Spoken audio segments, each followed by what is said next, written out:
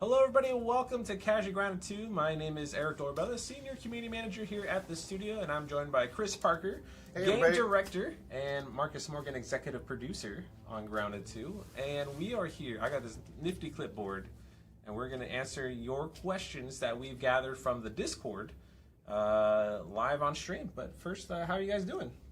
I'm doing great. Happy Wonderful. to be here. Yeah. Ecstatic. We're going to answer some questions. We do some reveals. I'm pumped. You guys sense my sincerity of being pumped? I'm pumped. Let's go. Let's do it. Just, your face says otherwise. Yeah, sold. I know you're a big model and everything. Oh my gosh. Oh my gosh. All right, let's do this. All right. Yep. All right. So, what's up Twitch? What's up YouTube? We guys are live. We're seeing your chat, but we're going to be reading off the questions off my clipboard first. If we have time, we'll talk to chat and get some additional questions in.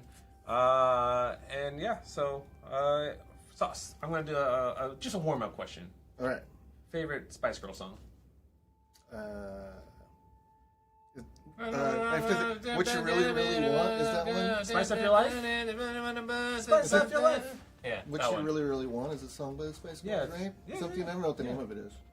You I was know- never really a Spice Girls fan, to be honest. Oh, okay. Sorry. All right. Yeah. Well, Yeah. I mean, it was just a warm-up question. Get you guys going.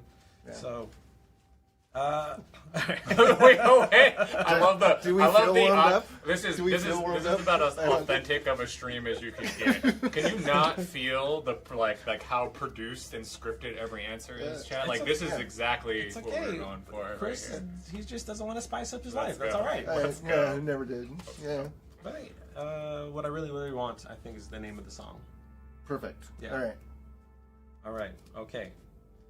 Yeah. So we have a lot of questions to go through, guys. So I hope you guys are here to hang out. Question number one, and these are at random. I thought about categorizing them, Okay. and then it felt too boring because we're just talking about the same. So we're just gonna mix it up.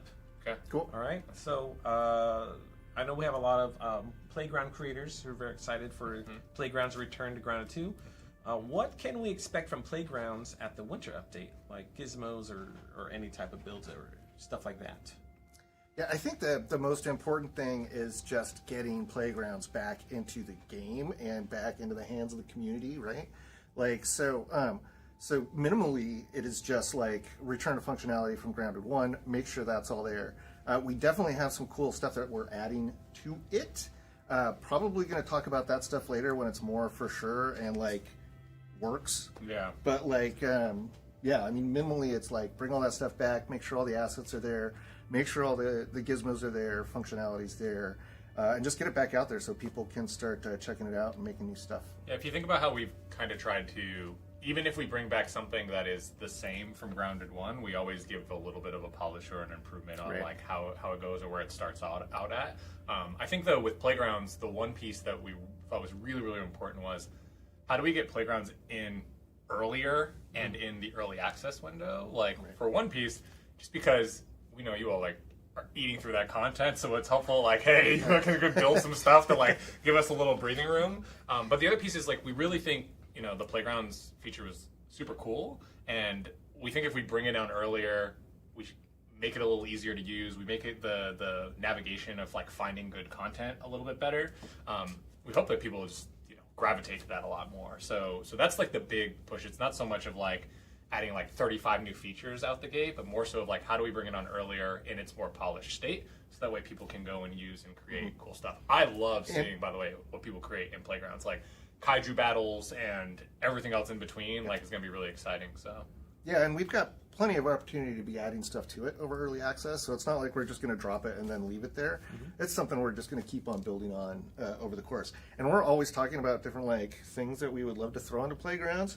I just want to be careful because like I don't know how many of those will become a reality, but like was we talking with definitely Chris- want to do some cool stuff. I was talking with Chris like, what do I want to spoil, because I'm bad at keeping my mouth shut when I come onto these streams. Okay, moving on. Next question. And so one of the things that I'll say with Playgrounds is maybe we want to try some stuff out too and introduce some cool things on our side to Playgrounds as well. I think that was one thing that we gave more to the community. Maybe we try messing around with Playgrounds this time around. That's the All only right. one. That's Okay. the only one I'll do. It was light. All right. That was Okay. not a satisfactory reveal, Marcus. People will get what that means. All right, cool. That's what I'm talking about, Michael. That's what I'm all about. All right. I know you guys are excited and want to hear news on potential update drops, but just stay tuned. We'll get there. We'll get there. Don't worry. We gotta tease a little bit. Let's see. This one says, I was curious of how in-depth you guys are planning to get with boss fighting in terms of phases, along the lines of the infected broodmother from round 1 and possibly going beyond that. Yeah, I mean, I'll jump in there. So Closer, I think so you always go first. We'll flow this way every time to Okay. Little All rubber right, bands. all right. We've got our rhythm got down our now. structure. All right. So I think for any big boss fight, and for that I'll sort of reference like we've got the Mysterious Stranger at the end of early access. We have the Axel update coming out shortly. I think for any of those boss fights, we are definitely trying to lean into them and make them cool and exciting and worthwhile, and generally that means, yes, they do have phases, and those aren't just phases where they like go away and get healed and then come back. They're phases where hopefully people are feeling that we're getting new mechanics in for phase 2 and new mechanics in for phase 3, so that you actually have to learn, like, hey, how do I want to fight this guy? Maybe you lose a couple of times, hopefully you lose a couple of times before you can kind of get that rhythm down and figure it out. I mean, we're never going to be like Elden Ring, like, just going to say it, but having super cool boss fights, I think, is a part of Grounded and something we're doing. I mean, we absolutely think about the phases, and I think it's a combination of what feels cool mixed with like what feels natural to that creature, like how has that creature actually behave, mixed with what's hard. I think with the boss fights, like what makes things harder, and so I'm particularly excited about one particular phase of the Axel boss fight. If that tells you anything about how we think about phases, I'm very, very excited about one of the phases for the Axel boss fight. It's like terrifying. Cool. I'll cut you off there. That's it. I just was going to end it with terrifying. I'm not going to do any more All right. spoilers or whatever. All right. They're going to kick me off this stream. I'm never going to be invited back. All right. I'm going to save question 3, and I'll move it around when we talk around that general discussion. So will certain 3-hit combo trinkets be changed to support staves as well? There's currently little variety for mage build trinkets as opposed to melee. Yeah, I think that is something that we need to work on. I think that is more than just under consideration. That is something that we've recognized as a weakness for that build. Yeah. And we need to get in there and address that. No guarantee that is going to be via trinkets, but it's definitely something we know that we want to work on. Kind of like it's actually kind of similar to, like, I think the Ranger too is also an archetype that's kind of falling down a little bit in terms of like, hey, what feels the most badass right now? And I think that's a similar issue with the Mage, and how do we lean into those and make them cooler for people is something that we're going to be doing. I know people have talked about blocking with the Ranger and stuff like that. We talked about this really early on, not that I think that everybody pays attention to everything that we talk through, but it's always been the fun of us evolving and playing with archetypes and rebalancing and retrying things as they go. And the hope is over the course of early access, the meta will change, right? The meta will be like, it's the rogue meta now. Then we're going to do some sort of change. We're going to overpower mages, and then we're going to do some sort of change. We're going to overpower bows, and that's going to happen. And you all are going to figure out like where we made mistakes or where we made greatness in some cases because you love that it's overpowered because it's your favorite archetype. But that'll be kind of the dance that we do throughout the course of early access, and mages are one that, to Chris's point, we've heard that feedback, and we're definitely going to work on like how do we make sure that those things feel as good as every type of archetype, that all the archetypes feel good. All right, so Grounded esports confirmed. Got it. Let's see. Well, so there's I know we mentioned, or at least Justin mentioned this at Gamescom. Justin Vasquez, creative director, saying that the Axel update is going to be like an appetizer before the big winter update. But so is Axel a story boss or just a side boss? Sort of neither, but definitely not a story boss. So we love this idea, which is carried over from Grounded, right? Like from like the Broodmother or the Mantis or whatever, where there are park bosses that are big and huge that you're going to have to go do some work just to engage with in the first place. Like, just to have them kick your ass the first time, you're going to have to go do some work. And so that's basically what Axel is. Axel is obviously bigger than any of those. It's a phased out fight. It is something that you're going to have to go and you're going to have to collect a recipe for, and you're going to have to actually make the bait to actually have the opportunity to fight Axel. So, but yeah, you could call it a side boss, I guess. We call it a park boss. But yeah. I would just say that it's not the mainline story, but almost everything we think about that's like, whether it's like a giant wonder or a giant creature, we do create a story for them, and we try to make that like we always start with what is the backstory, why is this thing in the park, like who was Axel's owner? Like, how was that coming together? And we kind of like try to put little bips and bobs throughout to bring those things to life. So even when they're not the main story, I would just say, like, I think that's why Chris is kind of hesitating on it, is like everything has a story, everything has a purpose and a reason, and we always like to make sure that can be discovered and found, even if it's not like this is the mainline story that has to do with like what's going on with Omnin or whatever else might be happening in the park. Good call out. Nice, very nice. Okay, moving on to the next question. Will new skins get released? Probably like, with like the founders pack. Probably, yeah. We did those 4 Minotaurs and Myrmidons skins for the founders pack. We would love to do some more. I think the interesting thing here is like, there's actually like a gajillion skins in the game, because technically sort of every armor is kind of like a skin, right? Like they all have their own look. People get to decide like kind of what they want to look like based on all of those, and all of those armors actually have gameplay value to them. Whereas skins don't have gameplay value to them; they're entirely cosmetic. So I think for us, when we're kind of like evaluating like, hey, what's the most important thing for us to be working on? I think the armors kind of always outweigh the skins. But like skins are super fun. Like we talk about skins all the time, about like, oh my god, like any stupid idea that we have that we come up with, like we're always like, and then we have to throw this skin in the game to support it. And like, but like at the end of the day, we only have so much time, to work on stuff, and so many artists, and so skins wind up getting categorized pretty low. But I think collectively, we recognize they're super fun and want to do more of them. Yes, we'll add more skins eventually over time. We'll test it out, both kind of in the founder pack. Like Chris said, we want to balance out too what we just put in the game, so that way we're always trying to be respectful of people's time and their wallets to make sure it's worth it. And it is tough because we want the armor to look super dope. And then you also want, if you're going to give a skin, you want that to be super dope. But we don't want to like alienate certain people. So that's kind of the point of us doing this in early access and keeping it it'll just be that one founders pack throughout the all course of early access, is so we can kind of figure it out and work with all of you of like what's a good balance and kind of give feedback on that.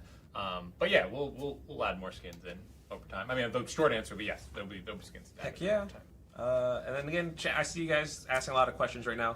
Please hold your questions to the end. We're going to go through the questions that we've got from Discord. They're making me giggle. Some of them are making me giggle, though. Like, as I'm, like, reading it. That's why if I'm randomly laughing, I'm not laughing at, like, Chris's answer. I'm laughing at reading the chat. Sure. I mean, yeah, the Yoke Girth action figures, that's all the skins there, too. Okay, so... yeah, please hold your questions to the end. We're going to get through these ones first, because we asked people to submit questions in Discord. And then if we have time, we'll answer your questions in chat. Okay. Out of all the regions in the game currently, which one was your favorite to work on? I think that was I'll change my answer just because I know which one you're going to pick. Well, I'm going to pick the ice cream cart. Of course, yeah. I'll change my answer. Yeah, because like the idea of making like a Hoth biome where you're running around in the ice, and then just pulling that graphical feel together and everything, and making it an area where you need to really like get your equipment act together in terms of getting in there and being able to survive through it, and just everything with it was super fun to develop.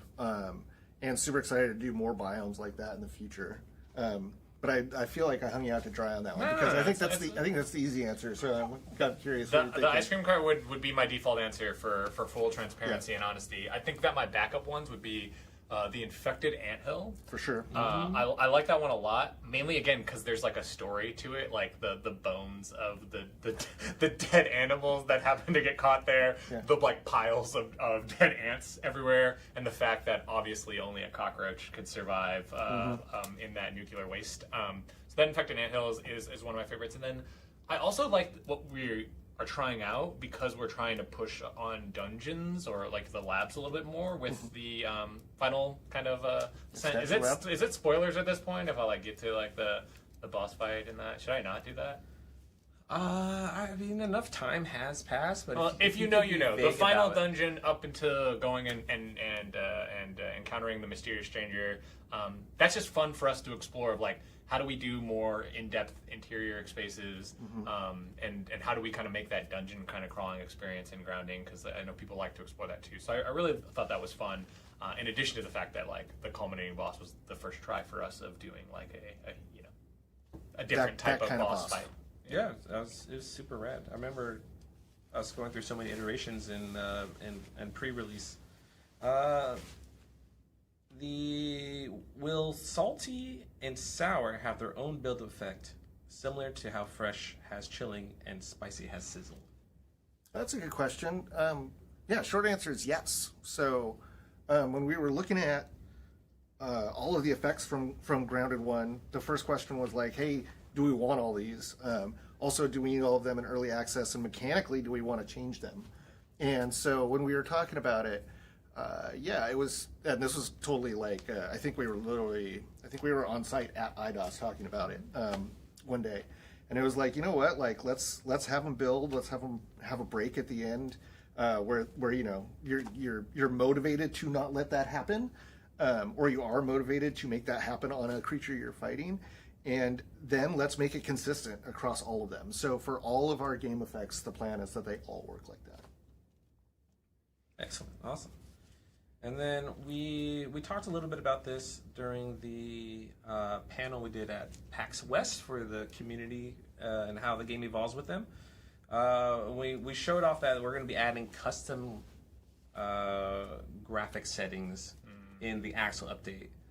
Could either you expand on what that means? Go for it, Chris. Yeah, so obviously just acknowledge that like a lot of our fans out there have had issues with performance.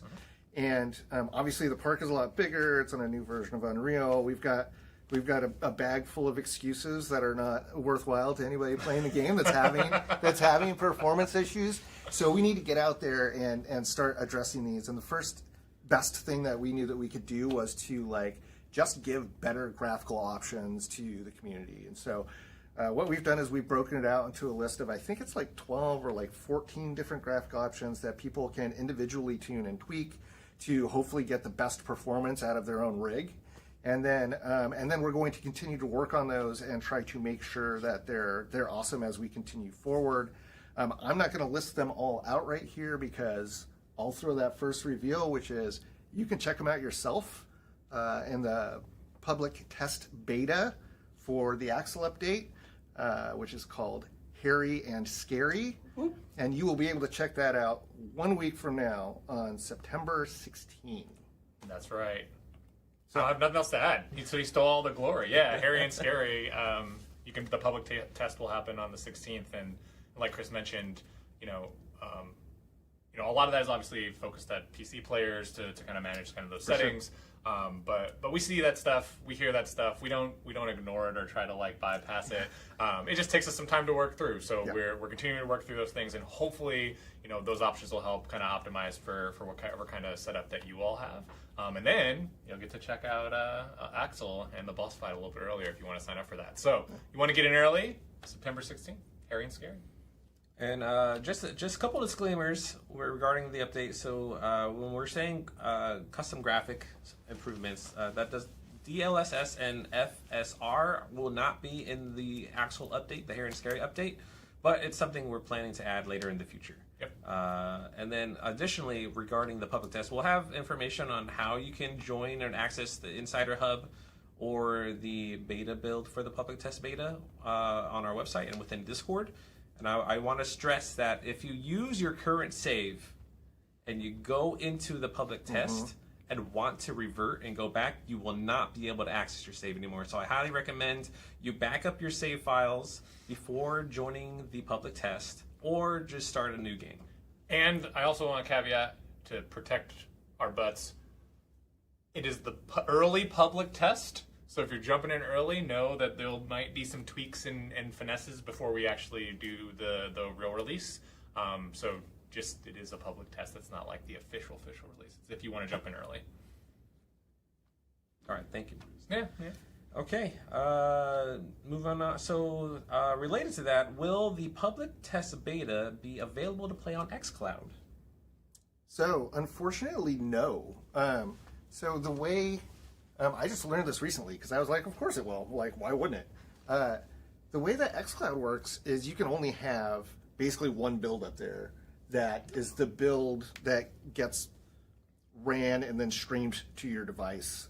And so we could only either do the public test build or we could do the release build. Oh, I see. And so in that situation, obviously we're going to stick with the release build. So if you're playing on xCloud, unfortunately you can't do the PTB, but you know what?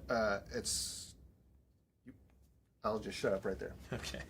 No, that's good to know because I wasn't sure either. So Yeah, but yeah, you just can't right now. It's just not technically possible. okay, and then moving on to how much diversity will the tier 4 and 5 gear have, without spoiling anything? Well, there's Define diversity. also there's like, we're not lying to you guys when we're like, we're making the game with you. Yeah.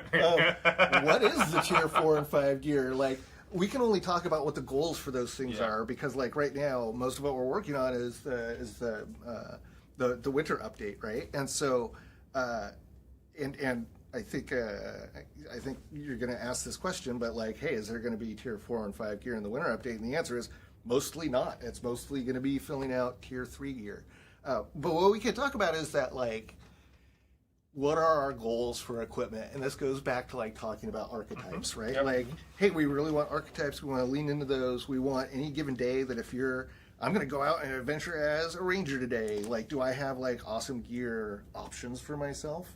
And, you know, we want that question needs to be answered with a yes. And that needs to be supported all the way through tiers 4 and 5 as we bring that stuff online. So I would imagine it will have to be roughly as diverse as the earlier tiers in order to support that.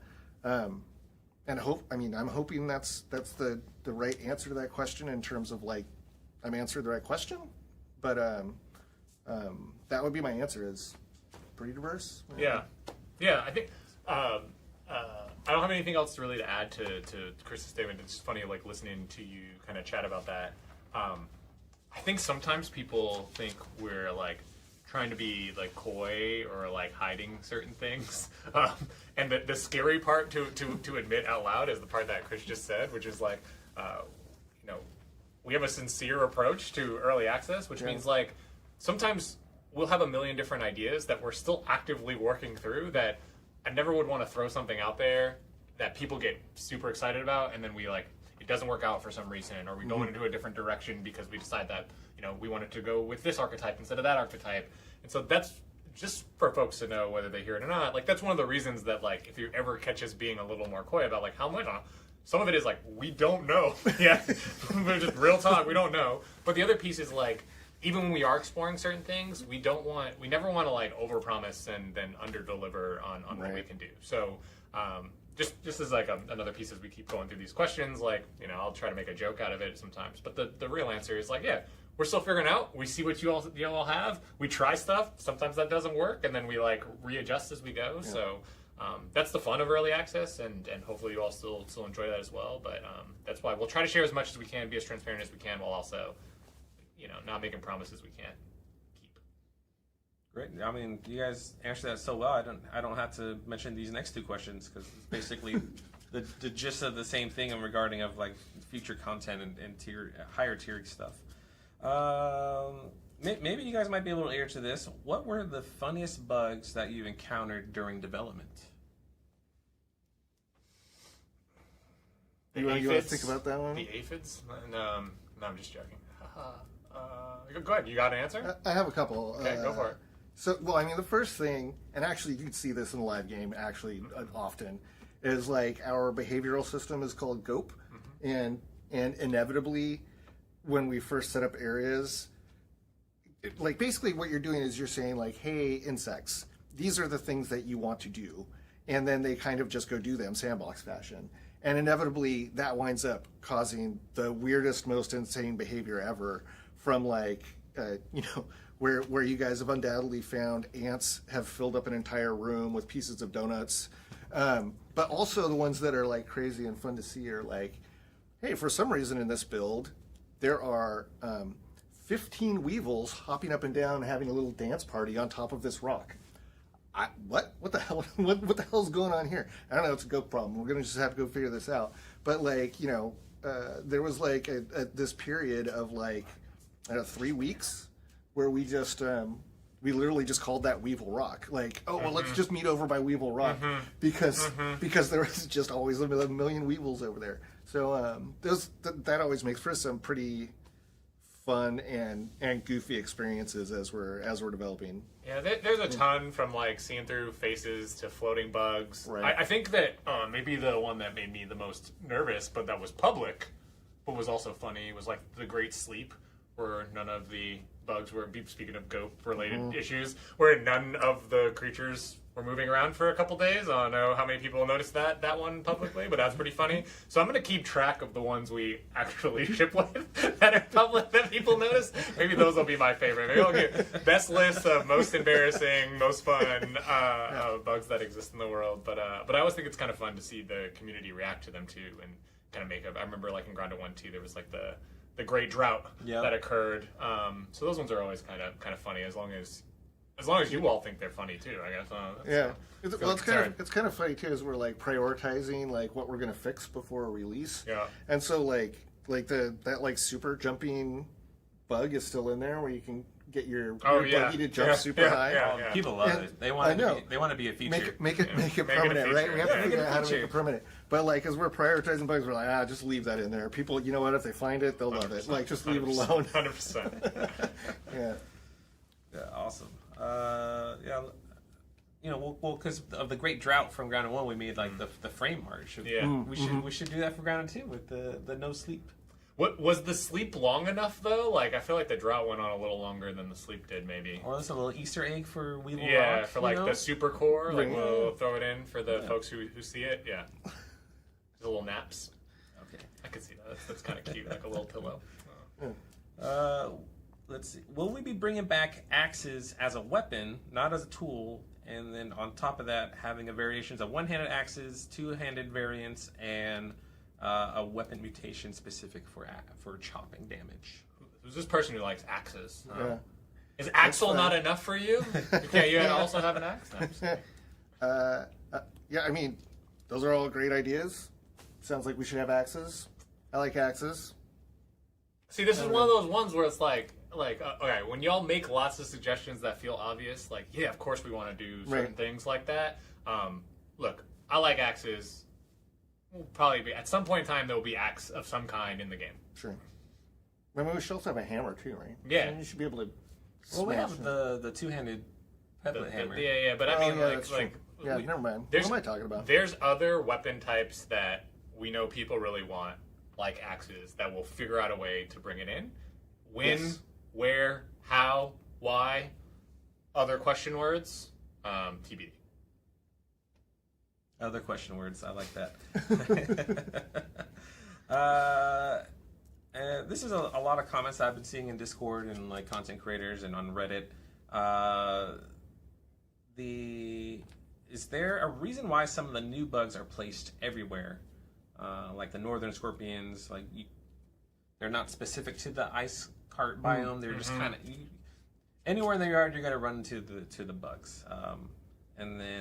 And is there a reason for that? And will their placements be updated as more insects get introduced into the game and more areas are expanded upon as we release new areas for people to explore?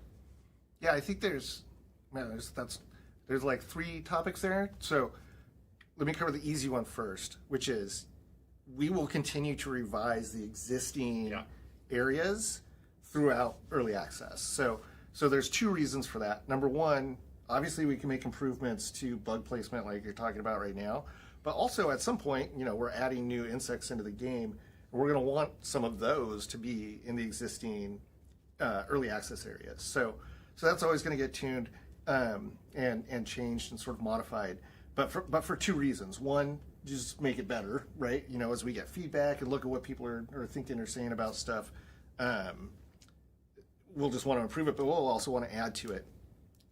The other thing, northern scorpions in particular, we did want them to be local to the ice cream cart, but we also wanted some of them to wander around, and I think you'll see that mostly, and we can do a better job on this, but mostly it's the really big ones that wander around, and mostly they wander around at night, and that was super intentional to basically scare the pants off of people. I'm just thinking about how terrified everyone gets when scorpions chase them all the way back to their base and they can't get away and it won't stop chasing them and they're it was like super intentional. Like, let's make night scarier, and we're like, oh, how are we gonna make night scarier? And it was like, well, let's have some more northern scorpions running around, attacking people. It's cool, and that's like what we did. As with everything, was that the best solution? I don't know, but that's how it is now. It'll probably change over time. So we're thoughtful about where we place things. Sometimes that because of GOP or whatever else, that doesn't always they don't stay where we think they should. To Chris's point too, we'll always go back to refine. I would just say the last piece is we want to make sure sometimes, whether it makes sense or not, that people see the new stuff. So it's like Scorpion was one of our big new baddies, and so making sure that you got to fight and experience the one of the big new creatures was like, oh, let's make sure no one misses them. Here you go. So as we keep adding more creatures, that'll get refined, kind of put them in particular places. But art and science. Answer. Great, thank you. The awkward pause afterward, Eric, makes me feel like I need to keep filling in the space, and I get nervous. I get real nervous about it. You end things with with a sign off every time. Yeah, with a sign off. So I'm trying to. How do you segue? Try not to laugh. You're trying not to laugh at me. Oh my. Other question words. I'm just gonna dribble off. That's how. All right, thank you. Yeah, that was a slew of questions. I tried to bunch them together instead of do a bunch of follow-ups. But all right, moving on. And then so we'll also have another announcement towards the end of the stream when we finish our questions here that we gathered from the community, our awesome community. And if you're just joining us, you missed out the news. The public test beta will be launching on the 16th for the Hairy and Scary update. Okay. This one's a good one. Zoom doesn't really give the Rangers anything in terms of every other weapon in the game. In my opinion, is there any plans to change it or make it a super weak block that staggers you if you block anything? We've talked about iterations on the bow. Many times. For sure. I was told not to put a sign off at the end, so I just ended the sentence. We talked about iteration on the bow. We see that feedback, and we kind of can feel that too. So we'll keep iterating on that. Is what I think the answer is. It's super high on the list. Anecdotally, I will just because stories are fun. For a long time, you couldn't block with the rogue either. Actually, anytime you were I shouldn't say the rogue. I should say anytime you were dual wielding, you couldn't block for a while. And we played it like that for months, and then finally we were like, you know what, this kind of sucks. Like, let's put a block in. So let's just say we hear you, understand what you're saying. Maybe we'll be making a change there soon. All right, thank you. And are there any plans to bring back HUD or Scabby themes into Grounded 2? Oh yeah. So the we should. I love the idea of being like somebody in this group be like, yes, period. Yes. The shortest thing will be we will give you no context or any sort of helpful answer. Just yes, sometime between now and unknown release date. Yeah. So for us, for early access, what was important was like, hey, we got to get all the interfaces updated. We've got to get any new interfaces in there. We wanted the interface coloration per teen in there and working and all of those like little things and that's like a lot of work, and so that was like our big focus. And then moving forward now, it's just hopefully adding in like interfaces that we need for new like processing machines and stuff like that. But now we can also, in addition to like quality of life updates and stuff like that, start adding in things like Scabby colors and stuff like that. So those will be coming. I mean, no guarantee there will be as many as there were in Grounded 1, because man, there was a lot in Grounded 1. But the idea that you can like find those in the world and then apply them to your Scabby it's out there. It's coming. The other thing we hope people see sometimes is we kind of put out our intentions, even if they're not fully realized. So, we try to allow people to have a little bit of customization with their Omni tool or their Scabby already, like the slight variations that you have and you can kind of discover in the game. So that is the goal. Like I've always talked about kind of when we were first talking about the Scabby, I always thought about it like everyone, when you used to have like a little Game Boy Color, you like knew your personality based off what Game Boy Color you had, and like that was kind of the vibe or the feeling was like, oh man, like I have like the blue one, or I got the pink one, or I got the yellow one, and kind of in my mind, my lore was like, oh, the teens obviously would have had that too, like Max was like wants his to be yellow or whatever. So like we want to kind of deliver on that fantasy too. It's like, what is your Game Boy Color? And so that's something that we'll keep pushing on in the future too, to like keep those. But sometimes we're signaling it. So if it's the start of something, you can kind of absorb of like, oh, we're trying to say like, yes, we want to give more of these options. Yes, we want to bring more colors and variation and personalization to Grounded. Mine was blue, by the way, in case you were wondering. That's dope. Yeah. That would have been a better guess had I segued into a question. Back to Eric, what's your favorite? Oh, you asking me a question? Yeah. Thank you. Okay, yeah, that's great. What's your favorite Game Boy Color game? Final Fantasy Tactics Advance. Great answer. Thank you. Chat, how do you feel about that? Never mind. No, we'll get back to that. we'll get the chat later. We still have quite a few questions to go through still before we get to chat. Let's see. I guess there was a follow-up to this question, but you guys already answered that. How do leaks affect the devs? Curious on how you guys react to leaked stuff found in the files.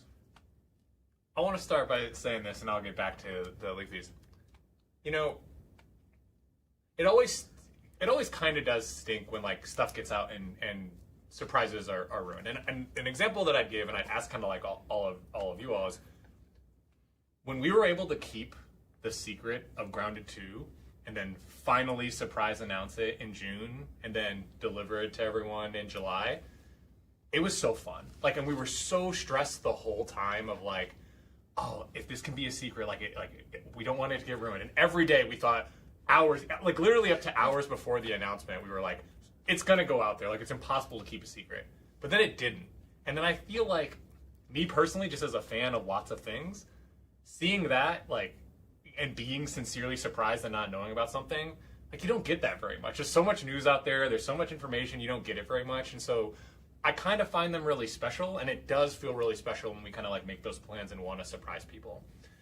At the same time, like, I also think it's kind of funny when you all data mine and find things and we're like, oops, should have hit that for a little bit. And it just shows that you all like kind of are passionate and really interested in kind of seeing what's going on and seeing what's coming next, and it can kind of stir like speculations or questions or whatever else it is. So, it's always a little bit of a mixed bag. I'll say in general, it does kind of stink if it's something we like really, really want to keep secret, and we really, really are trying to like make a surprise for everyone to like keep that a secret.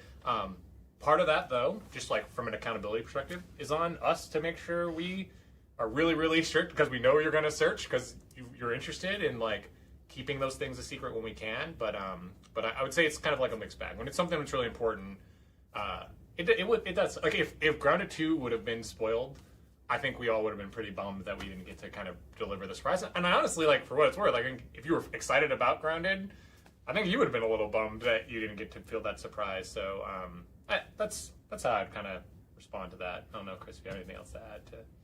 I don't think I have anything to add to that. I think it's like when a leak goes out, the first thing is like, oh man, what did we screw up? Like, what did we do here?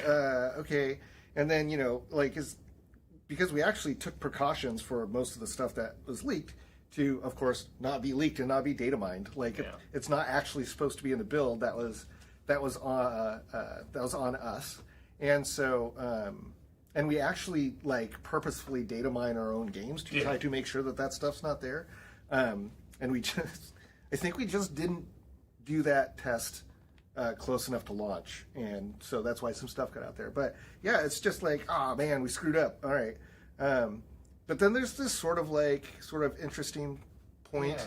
where it's like, well, what do they think about it? Yeah, exactly. What do they like that? It's This is like the prototype of the prototype. So, what are you guys thinking? Because, there's no guarantee any of that stuff maybe shows up in the game ever, right? But, I think that's it's the kind other of piece. the early access for us. That's the other piece, going back to what we said earlier about just not wanting to share stuff too early. Sometimes, if you data mine something, they're like, crap, we're not going to put that in. But people are super excited about it, and then we're like, oh, no. How do we actually make that work? So that puts a little bit of pressure. But it's a little bit of a mixed bag. I won't lie, the troll in me, though, all the time. Marco, cut the mics. The troll in me all the time. I want to put stuff in the game just to mess with y'all too. Because you guys want to keep data mining. It's like, okay, you want to keep going? We're going to play this game. We're going to throw some random junk in there. But then I think that gets us in trouble. People are like, oh, what if they end up liking the troll? And then I trolled myself. Right. And I tell Jesse to do it. I was like, just not even just a file that says "I see you looking," or something like that. Yeah, something like that. Yeah, we got to do something fun with the data miner. If we do put a troll thing in, and people are like, "I know this is actually badass," and we're like, "Oh, well, shit." Yeah. Yeah. Yeah. We have to be careful with that. What if we put a troll Figure that in? out. And Like so it'd be actual An actual troll. Then everyone will know. Like with the hair. Yeah. Yeah. Just sits there. Yeah. And there you go. You found Well, it. for copyright infringement issues, we had to call it something else, but. Well, Sure. 7 L's. We'll figure that out. Troll with 7 L's. By the way, you just witnessed every grounded design discussion ever. Chris is not wrong. It feels very similar. I forgot we were on camera for a second. We started just coming up with this random ideas. Sorry. Sorry. I will say on my side, it does affect me because I do want to work with these creators, but the files are out there and it's our fault, but they're also covering it. So it makes me hard to want to work with creators who post leak content. But at the same time, it's like, what do we do? It's like that's what I said. I think one big piece of it has got to be on us to make sure if we really, really, really don't want something out there, we do our best to try to keep it a secret. It's no hard, to me, I mean, I don't know, maybe other people feel differently. To me, it's no hard feelings because it's just a sign that you're interested and you want to play the game. So there's I can't passion, be there's mad care. that there's passion, that you're so interested you want to data mine. I'm not going to be super mad about that. I think though, if there's, one of the things that warmed my heart in Grounded 1 was when we were heading towards 1.0, there was a little bit of a mistake on what got put out early, and I thought it was pretty incredible how, because that was so sincere of oh, we don't want to ruin the whole story for Grounded, we don't want to ruin all the content for 1.0. I saw the community go, don't look at it. And I thought that was really special of a moment, and I think that shows the how special you all are in the community of I think there's a time and place where folks will know, and it'll kind of be signaled out there of hey, that's kind of a big deal, please don't look at that thing. And as long as we have that balance, we'll I think it'll be fine. No, yeah, we're so grateful that we were able to reach out to those creators and hey, can you guys please don't show this? And they're like, yeah, sure, you got it. And so, that's rare. That's super rare. So I appreciate that too. So it's not a big deal, but yeah, we want you guys to be pumped when we have a super cool announcement. So. Yeah. So thank you, creators.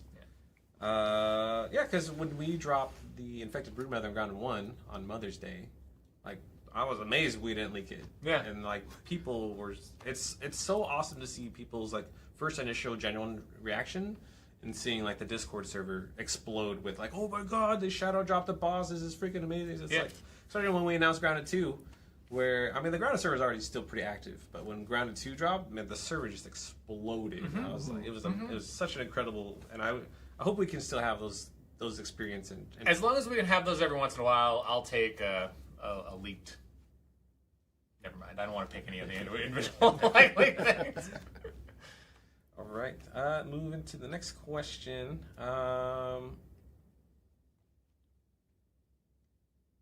What has been your favorite bug to design? Yeah, that was a hard question. I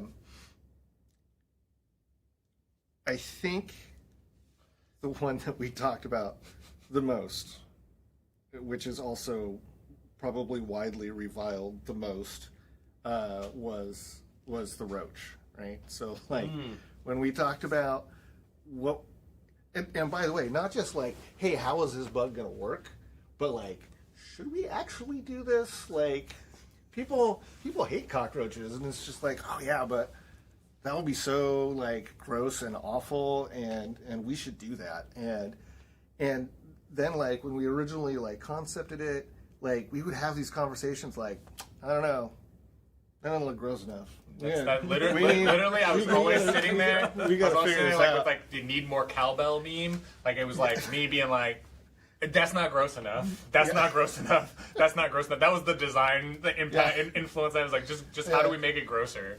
Constantly. You had a fever. Yeah, that's right. So that's that right. More grouseness. Yeah, that one was pretty fun. That one was pretty fun. I do like the added bonus of the second phase of the cockroach. Yeah, that was a good one. That was so IDOS actually sprung that on us. Yeah. And so as a surprise, we got to be surprised, just like you all sometimes. Yeah, because we get the pretty much very first work in progress version of that roach, and we're fighting it. We're just like, wait, what the hell just happened? And then we were like immediately like, okay, we're never going to talk about this in any of our previews. We're never going to like advertise that this happens. That moment that we got to have with the cockroach's head. We want everybody else to have that too. So that was a lot of fun. It was a great feeling. I hate cockroaches. I hate cockroaches. They're so gross. Every time you're like, man, I think this thing is dead, and then you go to like sweep it away or something, and it starts freaking out. I can't stand it, and they're so even Resilient? when you get rid of them, there's Axel. They're the worst. And the but I crunch? love that they're in the game. And the crunch it makes? Yeah, I love that they're in the game. The worse I feel about them, the better they are. That's how I feel about it. They're just a chill guy. So I think people are very appreciative that they're neutral bugs in the game. Oh man, if they chased you around, they're not aggressive. that would be that would maybe be the worst. No thinking. Neutral's good. Neutral's fine. We'll put some stronger ones in later that are aggressive and grosser. Yeah. Let's see.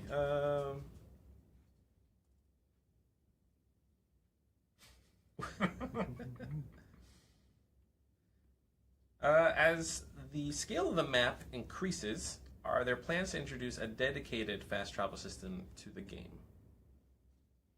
So, the word plans is complicated in that question. Define plans. Right?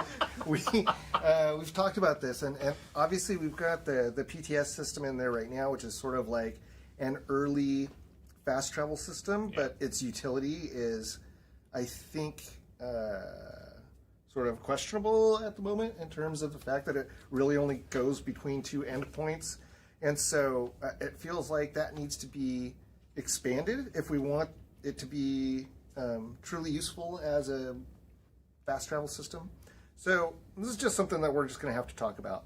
Like, at its base, our goal was really that the buggies were sort of your fast travel system, but you know what? The map is really, really big. Like, I get it, and it's only getting bigger. And so, you know, unless those buggies go like ultra fast, that fast travel system is probably something we are going to be spending some time on. What I would say, because what people would traditionally think about in terms of fast travel is like I click a button and then I go from point A to point B, which is similar to kind of how the pneumatic tubes can kind of function semi today. This is what, you know, I was the one who said this in the beginning of like, hey, we're not going to have zip lines at first because we're going to see how buggies work and we're going to reintroduce them. Yep. We'll fully acknowledge the map is going to be big. We will give a way to be able to navigate that map so it doesn't take you like 10 hours to get across it the whole time, whether that's a combination of the pneumatic tubes or some sort of zip line or system or some sort of buggy system.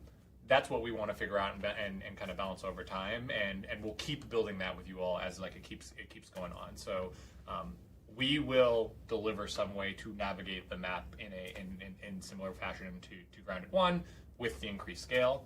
and we want to just figure out what's the most fun version of that. Yeah, thank you. Let's see.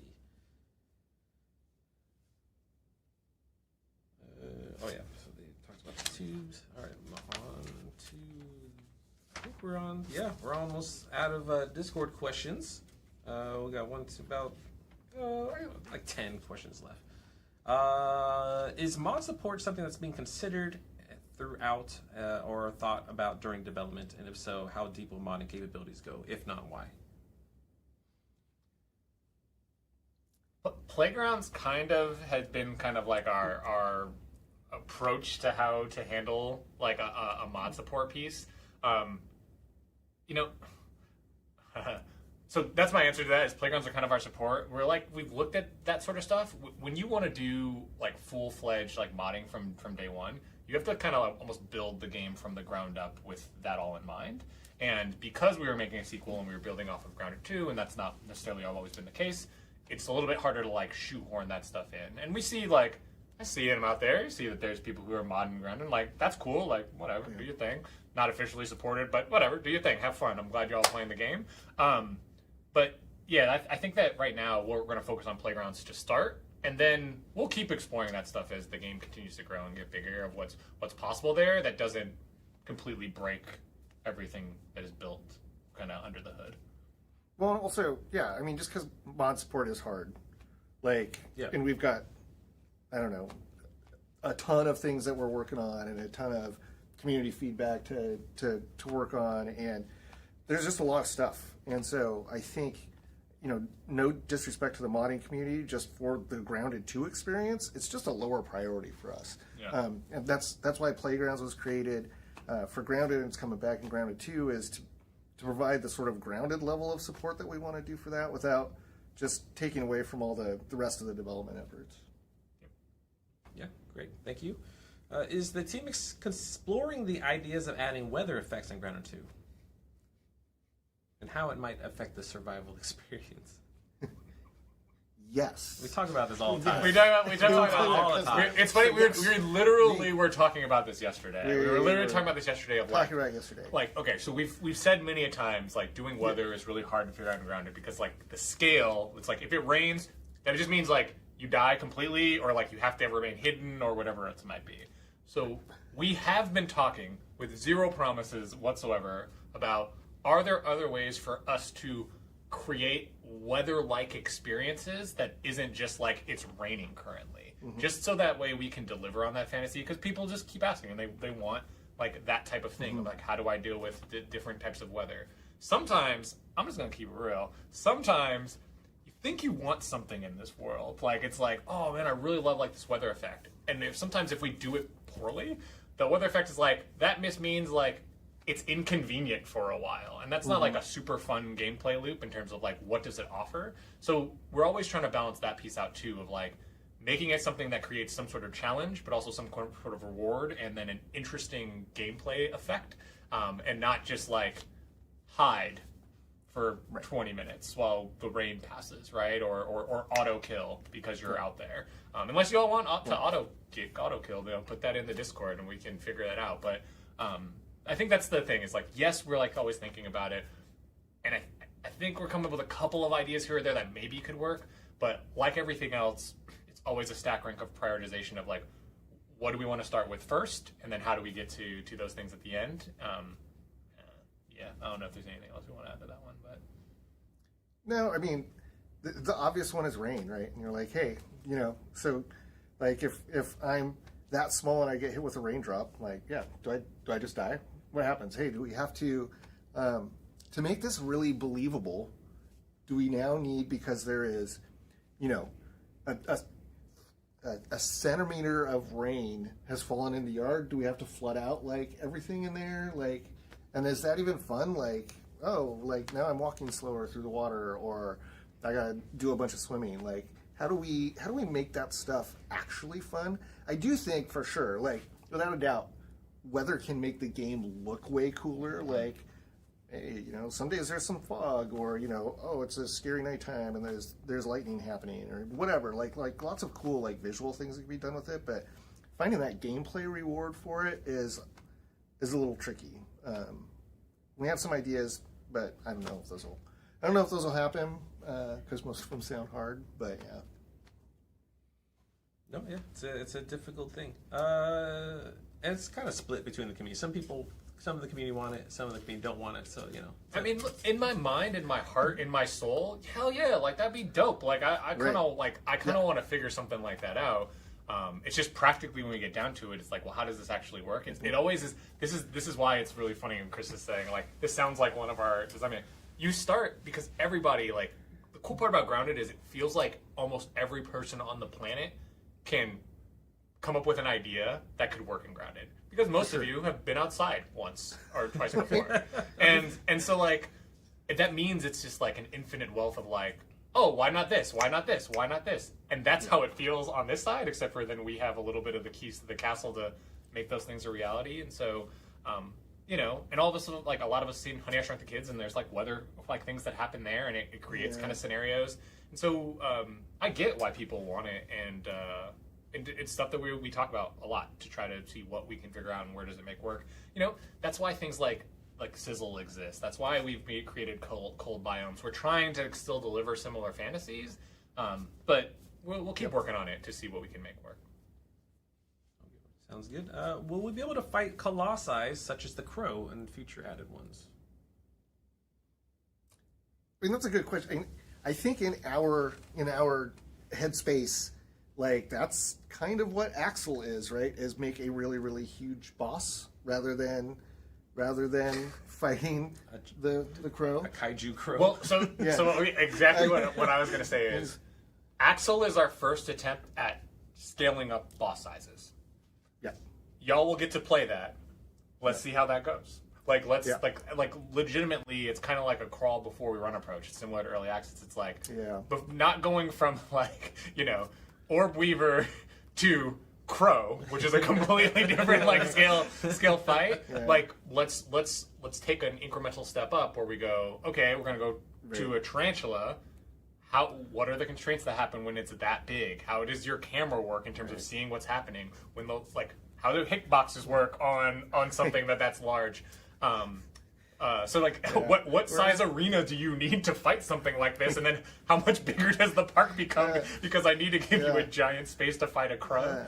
Anyway, Axel's our first attempt at kind of building towards stuff like that. But we don't want to get distracted with making like Shadow of the Colossus either. So we're still making Grounded 2. And I think if we go too deep on some of those, like that's what's going to wind up happening is, I don't know, we're going to spend months and months and months working out how to make mechanics for a Crow fight, like that it has to be able to fly around the yard, and I don't know, now you're standing on the back of it, stabbing it in the back of the head, and like, how does that, like, I don't know. Some of these are honestly challenges that we like to talk about, but at the end of the day, it's also like, that sounds really hard. Let's not worry about that right now. All that being said, though, big creatures are fun. Yeah. We're going to keep doing big creatures. Some way or another, we'll keep adding bigger creatures into the park. Yeah. Some of them you might get to fight. Some of them might have other mechanics built in, like how the Crow gives feathers or how the koi fish worked. Right. Big creatures, yes. Perfect. Awesome. This person said, I really love pets from the first game and wondering if you're going to bring them back in Grounded 2, and how do you think they would interact with the buggies if you decide to bring them back? Before you say anything, there's always a dream of mine when we introduce buggies is to have a little, and this is we're not doing this. This is just what I want. My wish list. We're doing it now, Eric. Is that the buggies would have a little car seat for your pet to sit along with and go on along with you for the ride. Oh, see, I thought you were going to go a different route where you collect a bunch of aphids and then you have your ladybug buggy. Eat them all? And then there's like a trough. That's where I thought you were gonna go. I'm just a darker person of cool like, you want it to be. I just want a little car seat. You didn't want a trough of aphids. Just aviator like goggles. Just you heard. That was way darker from my little. Sorry, Chris. I had to ruin that. You put the aphid on the fishing pole in front of the spider so that it runs around. That's where I Okay. thought he was going to go. So- I didn't know he was going to go cute. I didn't know he was gonna go cute. I'm totally with you. So, answer is yes. We still love the pets. Again, like for us, at least in early access, like let's do the buggies, and the buggies are sort of like a gigantic version of pets for now, right? Having the cute little tiny ones again in the future, for sure. I think the mechanics for those are going to change though. The way that you actually acquire them, at least that's what we've talked about. But we don't actually have it in right now. It'll be coming back. I think a location on your saddle for your pet is just going to be necessary, though. Like, you just got to have it. Excellent. And then I think it's John Day. Yeah, finishing move. Fantastic job, composers of Grounded 2. They did an excellent job. Thank you.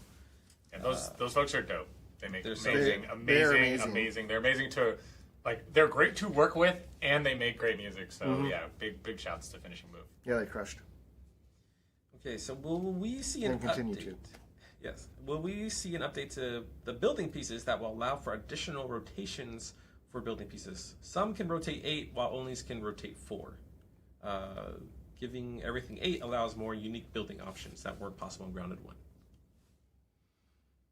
I think the big answer to this is we're going to be working on expanding building throughout the course of development with new building sets and new processors and new quality of life features, and trying to accommodate requests like this, where builders are specifically coming in and saying like, hey, you know what, I want to be able to do this. Hey, that acorn stair, I need that little triangle piece for the floor. Or, hey, using the radial is not that much fun for this. You know, can we have a better interface for this?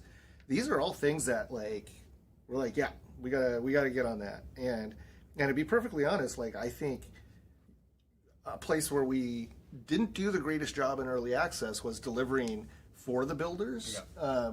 And so, you know, we know that we have to ramp that up moving forward. And so we're gonna have stuff. Yes, it's gonna be a continual like make cool stuff for builders process across all of early access.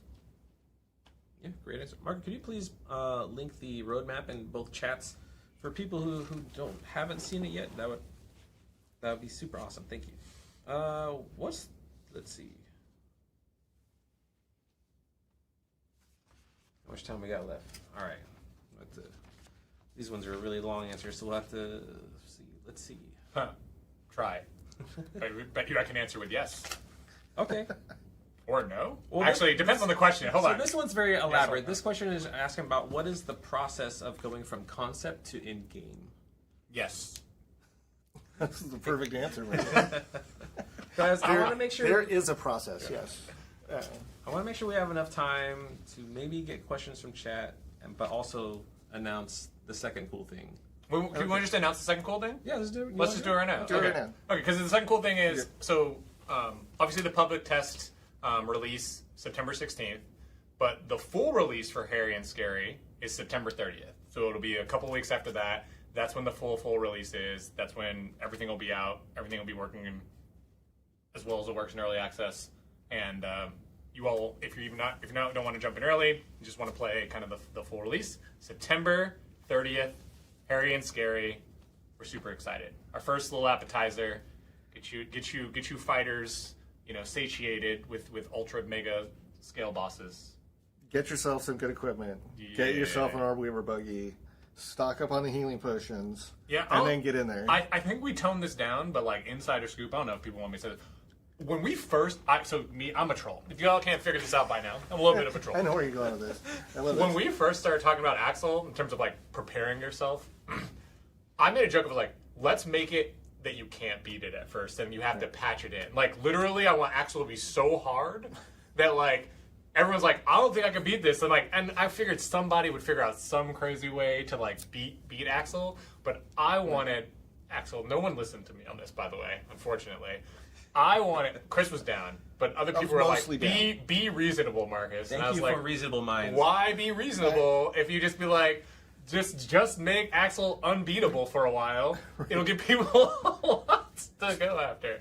So I tempered your opinion Yes. with make it so hard that internally we can't beat it. Yeah. But that like there's a theoretical like way to beat it. Like not like that we aren't good enough to beat it. That's the minimum. But we trust that the community is good enough to figure yes. out how to beat it once they figured out all the exploits and figured out all the How to cheese it. How to cheese it. Yeah. What that like okay, it's going to be 4 rogues with 4 you have to have the perfect setup. They all have this equipment. They go in, they all attack it at the same time and somehow kill it in 1 second. Like, something like that. But one day we never. One hit death, instant death. Right. By my bosses.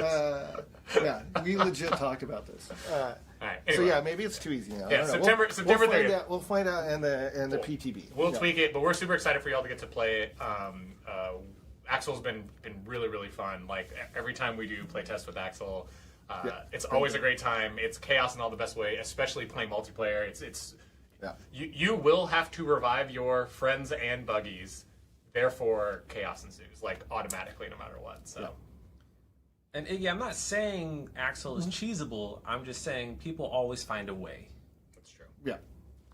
Reliable friend, greatest mutation for that fight. Yes, September 30th is the release date, and then so this is just a small update. It's not a big story update. There's going to be no new story content. Yeah, to perfectly lower expectations, the primary update is just this boss fight. There's a couple other things that we have that are part of the update, but no like major biomes, no like huge new swaths of new content. That will be in our winter update that we kind of talked about.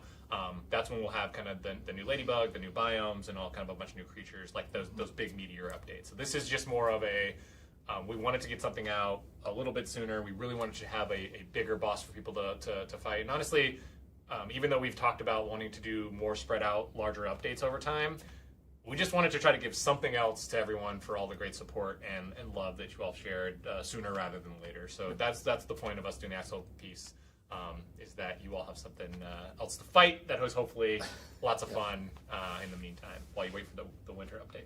Yeah, because the Ground 01 team, we used to do monthly updates, and that was just murdering the team. It was just not sustainable. So yeah, having more time to make feature updates was definitely the way to go. You won't fight it with the Pebble Sphere on WoW mode. You won't do it.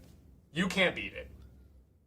That's my challenge. So there you go, Sidinky and Sir Simalot. I don't know if that's possible. I legitimately don't know. But good luck. Yeah.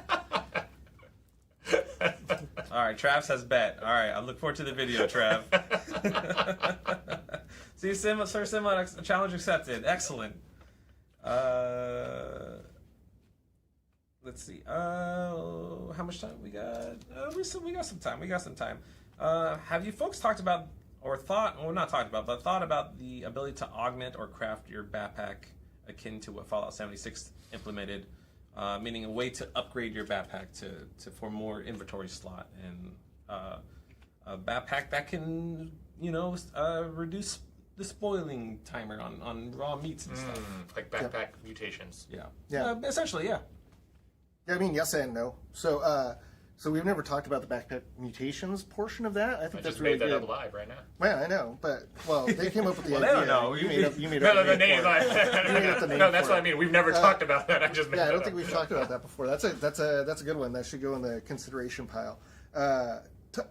Actually, upgrading your backpack though, just to get more slots and stuff. Yeah, we've talked about it. We didn't think it was really super necessary for early access, so it kind of fell off the list. But I think it'll come back. Especially with buggy inventory, it kind of like already expanded inventory kind of slots. So that was kind of why it wasn't. But that's a really cool. I love that idea of thinking about ways to. I think I'm sure people always want more inventory space, but even more so than that, I think finding ways to augment your backpack for like storage pieces, like maybe it's like. Oh, never mind, I won't do this live. But like, it like slows. I don't know. There's some cool things that you could do for backpack upgrades. That'd be a lot of fun. So that's a great idea. Yep. Dang it. Okay, so will there be any world-changing events like plugging the weed killer canister in Grounded 1? Will we have that in Grounded 2? Yeah, I mean, probably not that flavor, but yeah, certainly big things will happen in the world that change pieces of the world. That was very. I mean, I tried to give you the shortcut, which is yes. Yes. The answer, yes. Yes. Right. Thank you. Yeah. Thank you, Marcus. I don't know. So the people who've seen and fought the Masked Stranger really, really, really want the armor. Of course. Will that possibly be a thing? Maybe, probably later in the game. I love that you added possibly and maybe in there. So yes. We only say he stole my answer. Yeah. Hey, look, if that happens, don't expect it anytime soon. So that would be.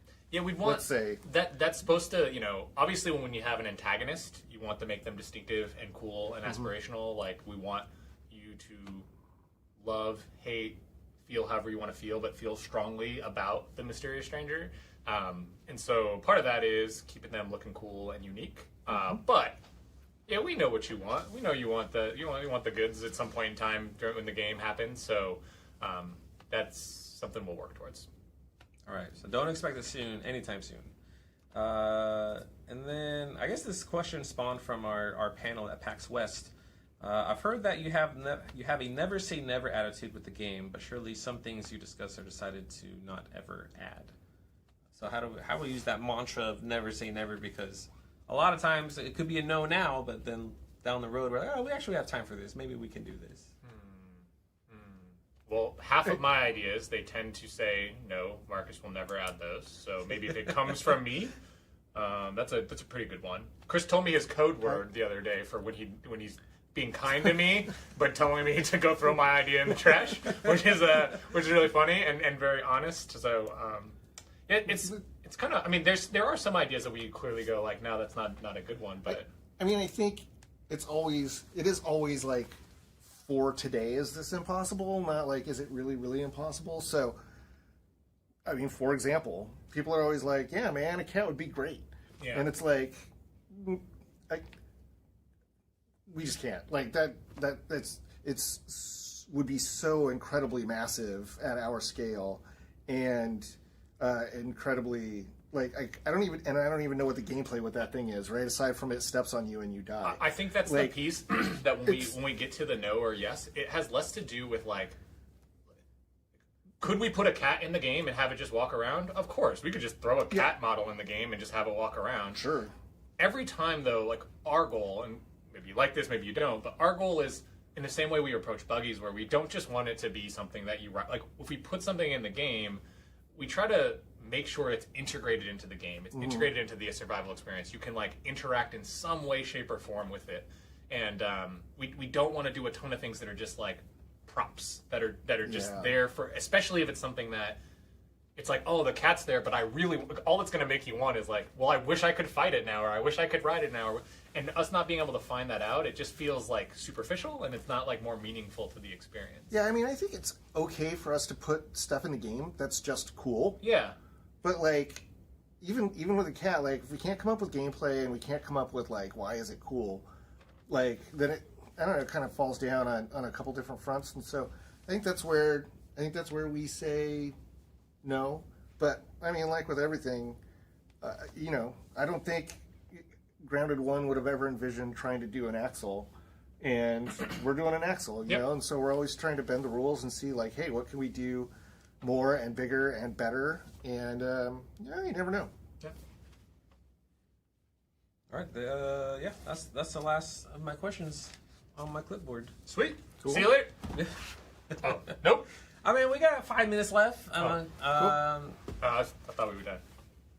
I wanted to do a thing, but we don't have time for it. But next time we'll do it. I think maybe we have times for just a couple questions from chat. If it's can you please add this to the game? That's not gonna be helpful because we're gonna say maybe or we'll see, and that's what the suggestion bot is for in Discord, because we really want to get the community's thoughts on can you add X to the game by using the Discord suggestion bot. So please join the Discord, discord.gg/grounded the game. We have a suggestion bot.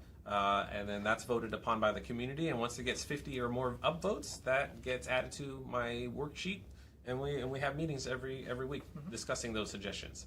Yeah.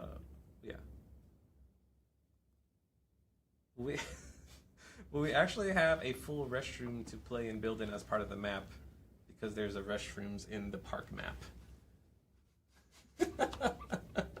Never say never. I think I saw something earlier regarding Keymailer. So we don't actually manage the Keymailer campaign. That's being handled by our awesome partners at Xbox. So we don't have any authority to approve or deny or grant keys. So if you're still waiting for a key, apologies. That's not managed by us. Sorry, I'm gonna be right back. Sorry, I'll be right back. All right, Marcus is leaving, and I don't know why. Probably he's gonna troll something.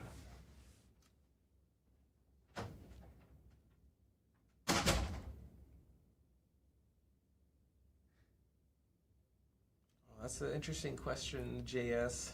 I feel like when we hey, what was your favorite bug and why for whatever reason you couldn't add it, just opens the door to oh well, you should definitely do it now. Well, when we're looking at bugs, there's a couple of different things. Is there something similar in the game right now, so that might get it kicked off the list? Is there some sort of cool gameplay that it's bringing, right? Because you want that first and foremost, or is it just something that felt like it was missing from the game? So we kind of weigh all of those things, and I think I don't know. There's there's this design list. It's got to have 20 or 30 bugs on it that we're constantly sort of again stack ranking, which ones we think are coolest or which ones make the most sense for the upcoming biomes that we have, and kind of just go like that. So it's not so much bugs that we didn't get to make as really picking which bugs we really, really want to make, if that makes sense. Yeah. Kingslayer, that sounds like a bug with phone mode. Can you please submit a ticket with us? Are you allowed to talk more about the Ladybug mount? That it's coming. It's coming. Yeah, it's coming in the winter update. It's a pretty interesting design that I think you guys will appreciate. It's really just in prototype right now, so we're really banging on it really hard, trying to make sure that it's doing everything that we want it to do. And I'll be honest, it's not doing everything we want it to do right now, but we're getting pretty close, and it's looking pretty cool. Oh, you did come back. Oh, you just... I didn't want to answer any of the hard questions. Sorry.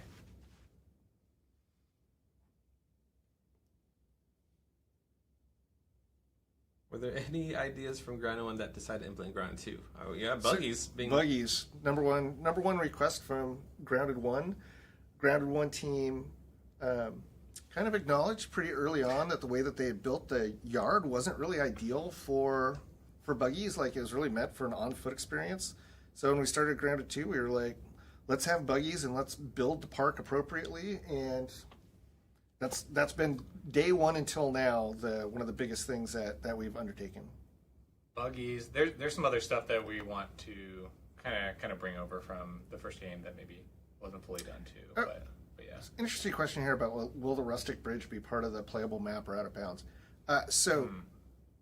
What is really a challenge for us is that man-made areas. If you think of the porch from Grounded 1, it's just boring. People make, humans make big flat things with nothing on them, and when you're super tiny, they are not fun. There's just not a whole lot of stuff going on there. And so, which is I think why we have the undershed and not the shed in Grounded 1 also, because it's hey, how do we make this fun?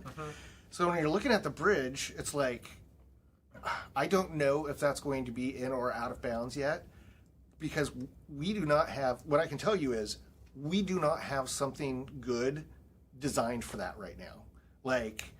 If we could figure out something cool, or maybe there's a network, a wood lattice underneath it where we can build an adventure area that's fun to use to get across. But if you just look at a wooden bridge, it's man, they're going to be boring. So, we have to take that into consideration. And same thing, like, when you guys asked about the restrooms earlier, like, is that actually fun? Like, it's gross, but like, what are you going to put in there that actually makes that fun? So, these are things that we spent a lot of time thinking about. Well, 2 streams ago, the community got really fixated on poop, like dung beetles, stuff like that. So, just it's one of those things. So we. I said it was cool because we could do the Jurassic Park meme, even though the movie came out a year after, where the game takes place in '92. But all right, enough. I want to ask the question though. Why? Yeah. I want to psychoanalyze this poop infatuation just to understand like what's the spirit of it, because maybe we can deliver without delivering. I may have got the community really excited because I was talking about Jurassic Park a lot, but maybe for gardening you can use it for fertilizer. Yeah. But, okay. And just an excuse to get the dung beetle in the game. All right. But going back to one of our first questions, what about a poop skin? No. All right, it's over, guys. Chris killed it. Style. Yeah. Poop is dead. Chris killed it. So.